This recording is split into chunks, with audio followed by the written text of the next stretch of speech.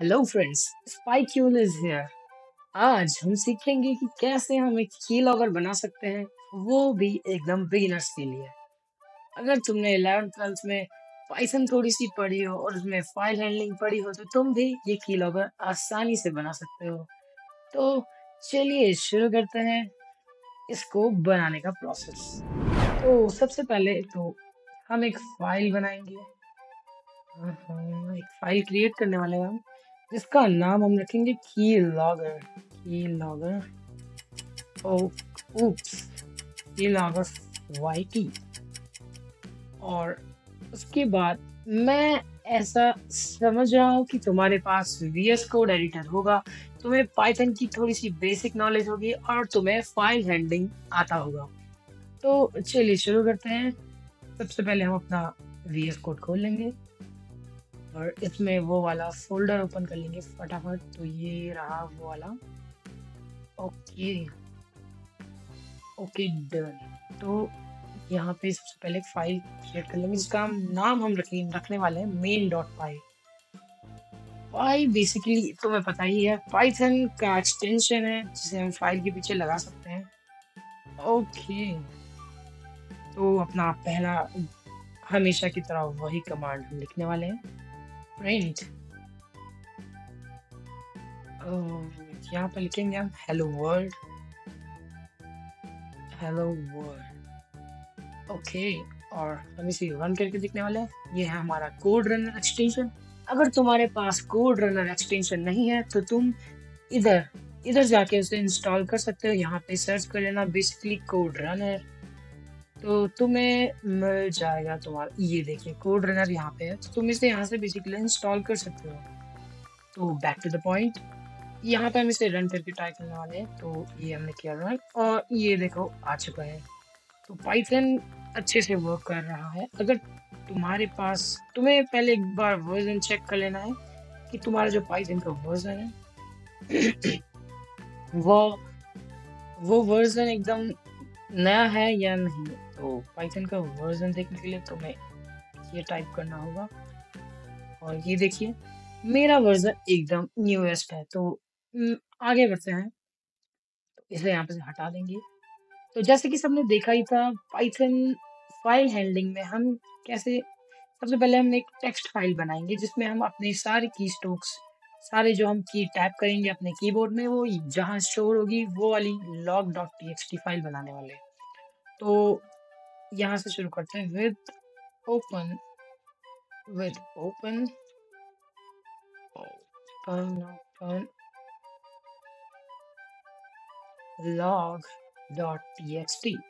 log.txt file.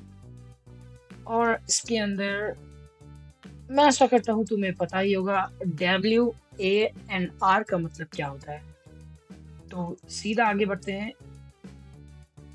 तो यहाँ पे हम लिखेंगे f.write और यहाँ पे हम अपना डेटा लिख सकते हैं कुछ इस प्रकार, हेलो वर्ल्ड। ओके, और ये ठीक है। बेसिकली विद का जो सबसे अच्छा एडवांटेज होता है वो होता है कि हम विद का यूज करते हुए हमें क्लोज बार बार यूज नहीं करना पड़ेगा। विद एक बार अगर हमने यूज कर लिया तो उसमें कोई क्लोज वोज का झंझट नहीं है। तो ठीक है, और हम इसे रन करके देखते हैं। और ये क्या हमने रन, और ये देखिए हमारा log.txt बन चुका है जिसके अंदर ये डाटा है। तो ठीक है, इतना हो चुका है। तो अब हम करेंगे इसके आगे का काम। अगर तो तुम्हें मतलब मैं सोच रहा हूँ कि तुम्हें ये पता ही होगा कि W जो मोड है ये यूज होता है। पहले हम इसे कमेंट आउट कर लेते हैं। हाँ okay, now this is looking pretty cool. So W का जो यूज होता है वो होता है राइटिंग के लिए।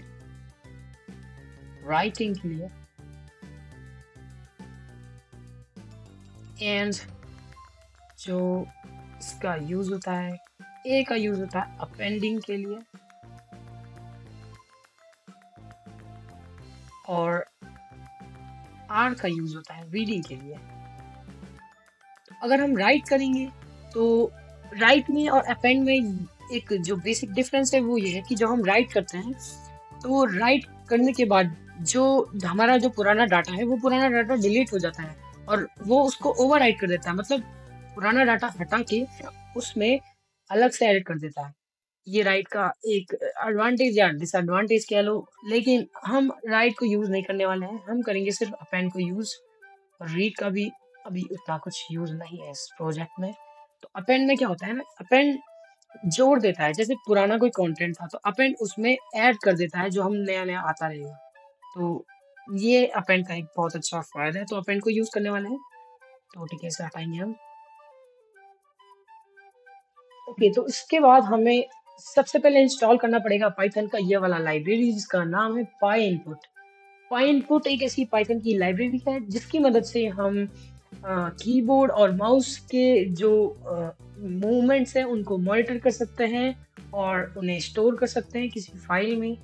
तो पाइनपुट अभी हम यूज़ करने वाले हैं। तो सबसे पहले हमें पाइनपुट को इंस्टॉल करना पड़ेगा, तो टर्मिनल में आ जाना है और टर्मिनल में हमें टाइप करना है पिप इंस्टॉल पाइनपुट।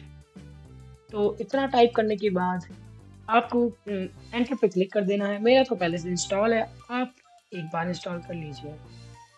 तो ये देखिए पहले से इंस्टॉल है मेरा, आप लोग कर लेना इसे इंस्टॉल। तो आगे बढ़ते हैं। जब आप इंस्टॉल कर लोगे तो फिर आपको यहाँ पे दिखेगा कुछ ऐसा और आपको इस पाइनपुट को यहाँ पे इंपोर्ट करा लेना है इस लाइब्रेरी को। तो मैं कराऊंगा कीबोर्ड ऑब्जेक्ट। तो ठीक है, इंपोर्ट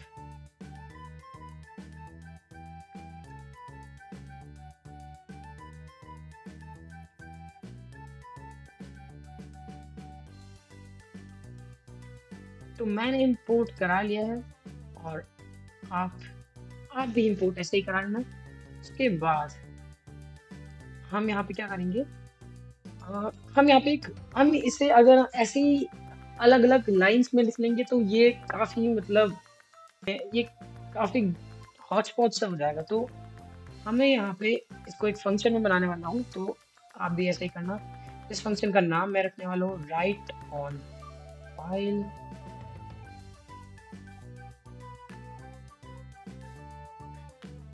जो कि सारे की सारे की स्ट्रोक्स आएंगे इस की वाले इसके अंदर, और हम यहाँ पे इस की को डिफाइन कर लेते हैं एक बार।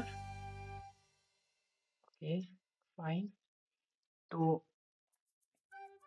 बेसिकली होना क्या चाहिए, होना ये चाहिए कि जब जब जब हम इस लिसनर ऑब्जेक्ट का यूज करके लिसनर ऑब्जेक्ट का यूज करके जब भी ऑन प्रेस, जब भी कोई भी एक की प्रेस होगा तो ये वाला फंक्शन कॉल हो जाएगा। फंक्शन कौन सा वाला, ये वाला जो हमने अभी अभी क्रिएट किया।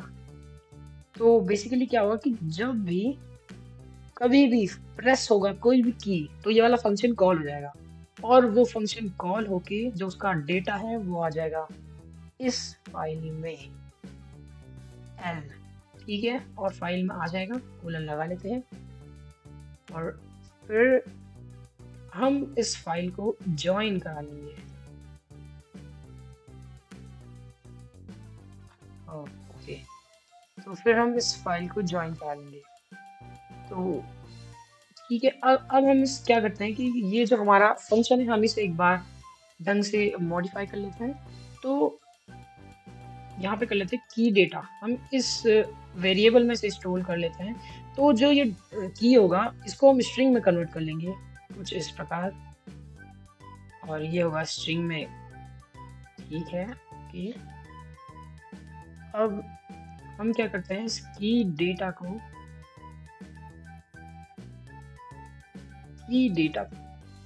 को हम एक बार मॉडिफाई कर लेते हैं। और क्या होता है ना कि हम जब भी कोई भी एक की आएगा तो उसके साथ में एक डबल इन्वर्टेड कॉमा के अंदर रैप होके वो आएगा। जैसे कि वेट मैं आपको दिखाता हूँ एक बार क्या होने वाला है। ये एक बहुत कबाड़ी सा ग्लिच है जिसको हम अभी फिक्स करेंगे। तो यहाँ पहले हम ये कर लेते हैं विद ओपन क्योंकि हमें ये तो कॉल करना ही है log.txt। और ये क्या करेगा, ये अपेंड करने वाला है, तो हम ए मोड का यूज करने वाले हैं और इसे हम फाइल में फेंक देंगे। एफ डॉट राइट में हम की डेटा को डाल लेंगे। ओके, डन, सब कुछ ठीक है। अब एक बार हम इसे चला के देखते हैं, ये एक बार टर्मिनल को क्लियर कर लेते हैं। ओके ओके, तो हम यहाँ पे ये हमने बेसिकली क्या किया कि इस की को यहाँ पे डिफाइन कर लिया ऊपर, जैसे कि हम की को कहीं पे भी यूज कर सकते हैं। तो ठीक है, इतना हो चुका है। अब क्या होगा, ये कोड हमें बार बार इसे ऑफ ऐसे यहाँ पे बंद करके नहीं करना पड़ेगा। हम इसे सीधा ESC ऊपर पे अगर आपके यहाँ आ रहा होगा तो उसे दबा के हम सीधा इस लूप को स्टॉप कर सकते हैं। तो एक बार हम इसे रन करेंगे, रन हो चुका है। यहाँ पे आएंगे, यहाँ पे लिखेंगे SpyQ Pro और एंटर पे क्लिक करेंगे और ऐसे हटाएंगे और देखेंगे log.txt में क्या आया है कुछ। Okay, this is old error stuff. यहाँ पे देखना, यहाँ पे देखिए SpyQ space is space pro, तो ये आ चुका है। और यहाँ पे कोई भी ऐसा ये काइंड ऑफ ये इन्वर्टेड कॉमा नहीं है, ऐसा इन्वर्टेड कॉमा। तो हम एकदम सही जा रहे हैं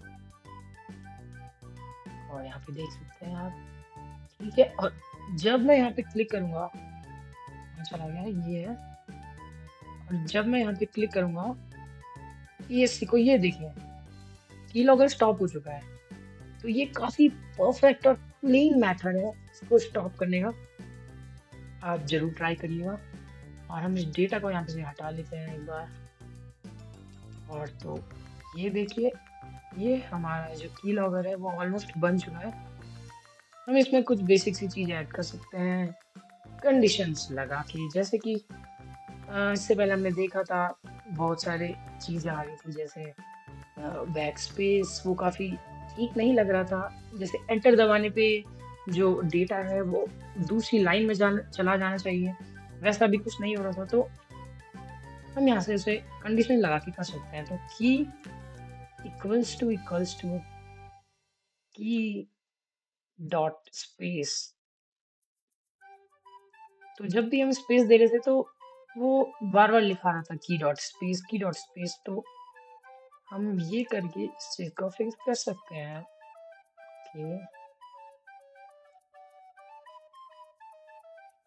ओके, हम स्पेस की जगह रियल वाला स्पेस, ना कि की डॉट स्पेस लिखाएगा वहाँ पे।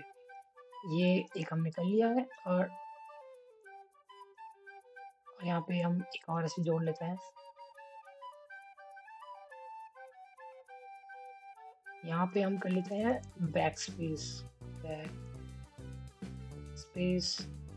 और बैक स्पेस में लिखाएगा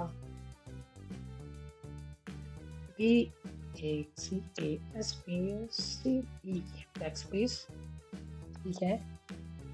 हाँ, डन, ये सही हो चुका है। और यहाँ पे हम एक और चीज डाल सकते हैं की एंटर के लिए। जब एंटर दबाएंगे तो दूसरी लाइन में आ जाना चाहिए डेटा।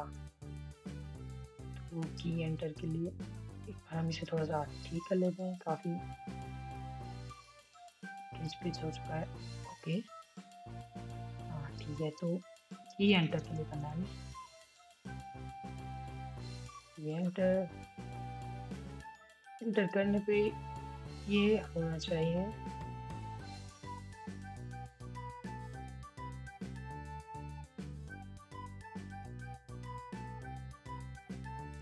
/n।